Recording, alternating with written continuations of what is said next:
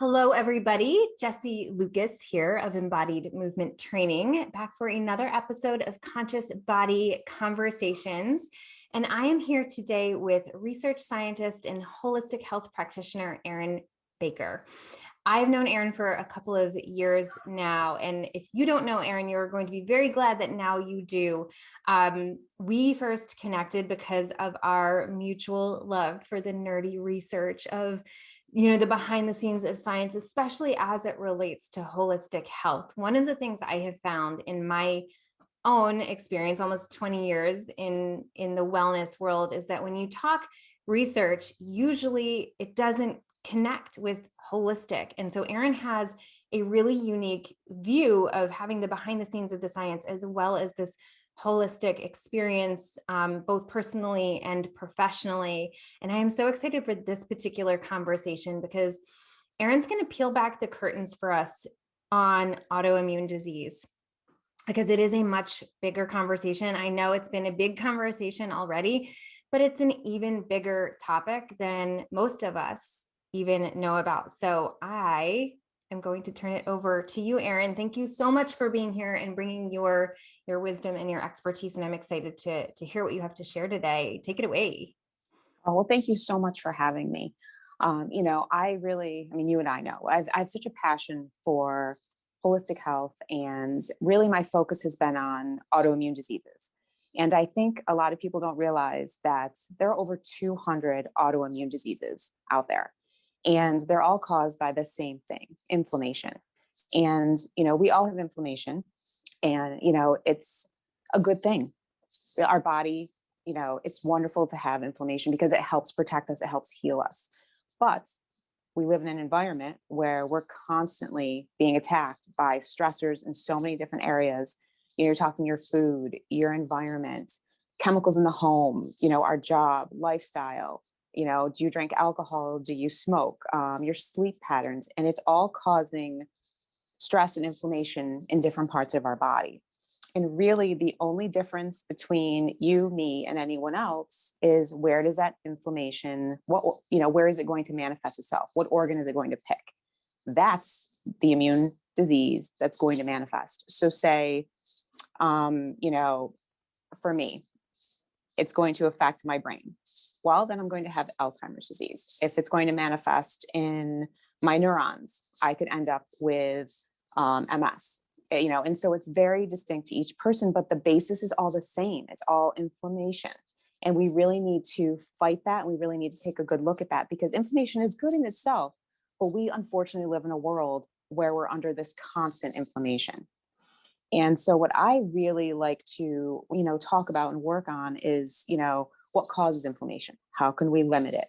There are many foods that really trigger inflammation. There are, your sleep patterns, your mindset. I always tell people, they don't realize inflammation affects you by how you think. Has you ever been in an argument, and next thing you know, you have a headache or you had a bad day at work? Well, that's inflammation in your brain from the stress of that. That's causing inflammation. Well, if you don't deal with that, it's now can manifest into something bigger. So we want to deal with it at that first level, when you first notice the inflammation, and to be more in tune and aware of your body and how it responds to inflammation. When you start paying attention to the inflammation, then you're able to handle it, and you're able to, get rid of it and heal yourself on a much, gentler level. So you're not dealing with this intense disease state. That you just connected so many dots. I know in my work in movement, one of the things that I really talk about is that I call it a threshold of stress. And a lot of people think about stress as either a mental or an emotional thing. And, in my work in movement, I can teach people, how to kind of literally like wring tension out of their tissues, and, use breathing techniques to bring stress levels down. What you just kind of connected the dots there was, I loved your example of that argument. And then all of, now you have a headache, or, insert whatever. I know a lot of people kind of get that like knot in their belly, whatever the physical thing. I'm sure everybody listening can relate. Like when you've been upset, angry, some sort of intense emotional state, and then you have the physical component, that's not an imaginary connection. I mean, the way you just put that, like that's inflammation, you get that headache, that's inflammation in the brain. Holy cow. Like, and then you think about the steps and the stages down the line, if that's not taken care of. I mean, we all know, like if you have a wound or something and you don't clean it, you don't take care of it, it gets infected. So when we don't take care of this level of inflammation at just like that post-argument headache, what happens when that's on repeat over time? What happens when that kind of gets saturated in? Okay. So now we know this is a much bigger conversation and a much bigger, there's so much more reach. What can we do? What can we do about it? There's so many things to do, and so many of them that are easy. They're simple. And, a lot of it, I always say food is a great place to start. And I'm not saying all of a sudden become vegan. I say it's a nice sliding scale. So if you're somebody that's eaten fast food your whole life, well, I'm not going to suggest go to all organic, all fast food, or all organic, all natural vegetables, but maybe take a step back from the fast food. Maybe start cooking at home more. Maybe. So then you're getting a little bit healthier, removing some of the toxins from your body in a gentler state. If you're used to eating a lot of pork, well, maybe switch out the pork and move to chicken. Like we're going to slowly, an organic chicken, you're going to slowly move to a state. So once you're there, then you can move to the next step to eventually you're eating healthier and healthier foods. You're removing more of those known toxins that there's so many pesticides in food. There's so many toxins and they feed junk to the animals. So then now you're eating these animals that have all of the junk and the toxins in their meat. And so if we can slowly move to a little bit healthier, you'll notice the benefits. You don't have to have a drastic change. I'm not asking for everyone to just have a drastic change, but maybe take one step in that direction. If you've grown up eating Twinkies, well, maybe not. Don't eat Twinkies every day. You know what I mean? Throw in an apple, see what happens, and just see how you feel. And that's a really good gauge. And people notice that. I've had people that will all of a sudden stop eating gluten and they'll notice their arthritis is gone within a week because it wasn't actually arthritis. It was response to the gluten mimicking rheumatoid arthritis. That's something their body shouldn't be having. Yeah. One of the things I recognized is having those little baby steps. I think a lot of us kind of overlook the significance of that, overlook like, oh, it's just a little tiny thing. Like, how can that make such a big difference? I don't remember where I heard this quote, but it's something that stuck with me for a long time. Be a scientist of yourself. And I think, what you just recommended, those little changes, like we have a chance to just experiment, to notice. If it's not something you want to stick with, you don't have to stick with it. Or, exactly. But you don't have a chance unless you do start to become an experimenter of yourself. And I love that. And I also think sometimes it does just take that one little thing that's a tipping point. So whether that's someone like yourself to help make those decisions, to help sift and sort, like look at all of your actions, your behaviors, your habits, and say, okay, well, what's something that's most likely to be causing, the highest level of inflammation that we can start to take it down a notch. Sometimes it's helpful to get someone else's perspective because, if you're in it, you might not know, or you might not be able to I know a lot of times, like if I'm feeling an overwhelm, I'm like, I can't make any changes because I'm just overwhelmed by it. And sometimes it just takes that one little tweak, that one little thing, whether that's, consuming some. I realized this winter I was not eating like fruit. Like I don't know what it was. And so thankfully I took my overwhelm down a notch and I realized I'm like, oh, it's because I don't like preparing it. I don't like cutting it. I like eating it.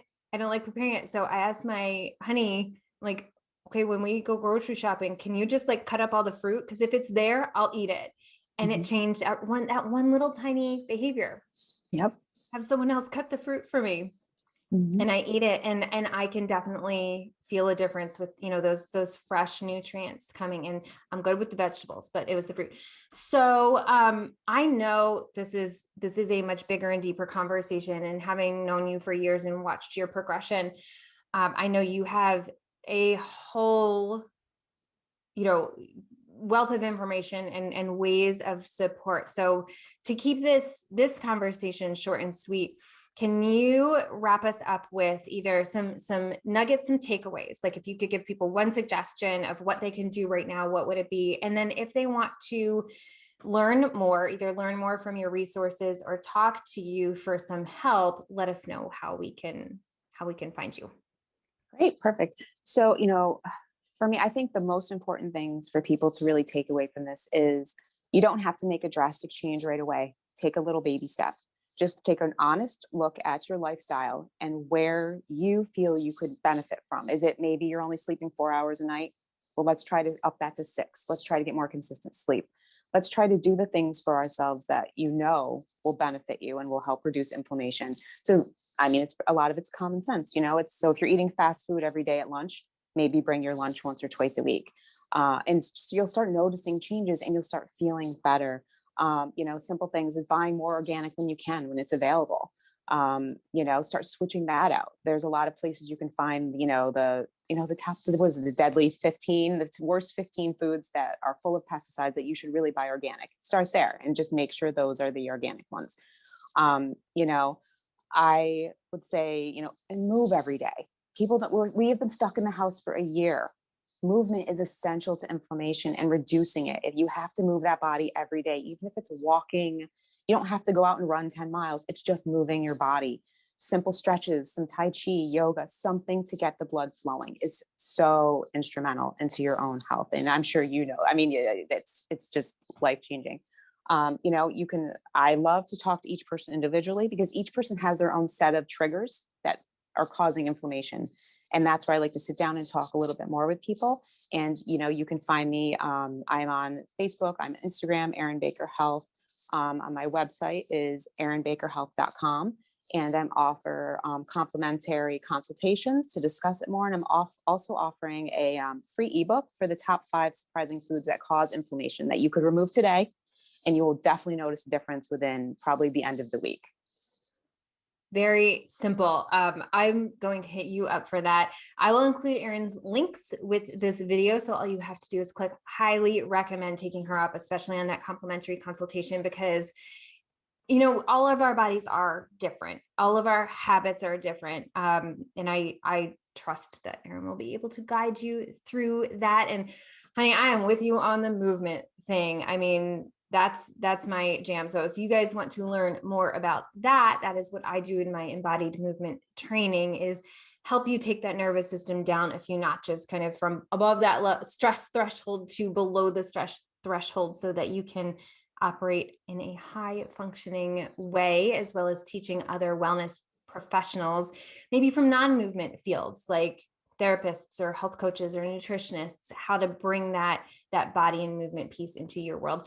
Erin, thank you so much for dropping your wisdom. I hope we have opened the minds up of all of the viewers and listeners as far as the impact of inflammation and how far of a reach autoimmune really is. Thank you for sharing. Thank you everybody for watching, and tune into the next episode. Have a great day, everyone.